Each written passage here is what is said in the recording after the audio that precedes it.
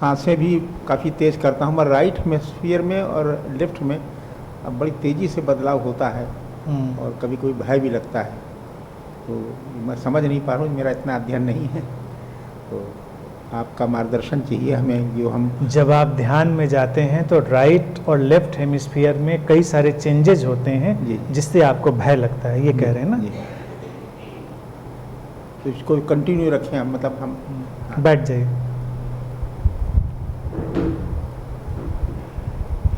Continue रखिए और आप अपने को फॉर्चुनेट समझिए कि आप उस प्रोसेस को महसूस कर सकते हैं।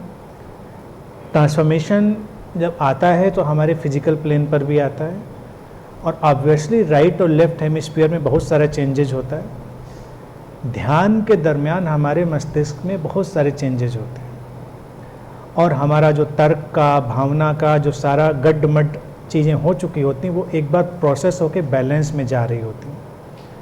आम तौर से लोगों को पता नहीं चलता है, उसके लिए उनको MRI मशीन में डालना पड़ता है।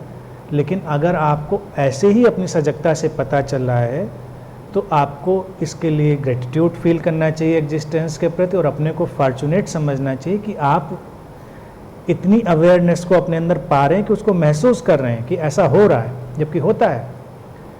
अभी कुछ साल हुए जब SGPGI में उन्होंने एक रिसर्च करी थी, तो यहाँ से कई अनंत से मेडिटेटर गए थे, MRI मशीन के अंदर जाके उन्होंने मेडिटेशन किया था।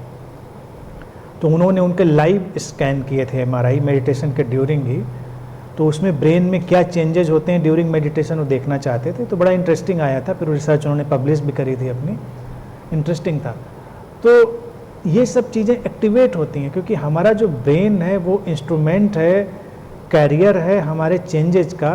तो जब कोई चेंज आता है तो उसमें तमाम चीज़ के स्टिमुलेशन पैदा होते हैं, अलग अलग फैकल्टीज़ हैं जो स्टिमुलेट होती हैं। तो ये सभी मेडिटेटर्स के साथ होता है और किसी को भी अगर इसका पता चलने लगे तो उसको शांत बने रहना चाहिए, जो हो रहा है उसको होने देना चाहिए, बहुत परेशान नहीं होना चाहिए। ठीक है।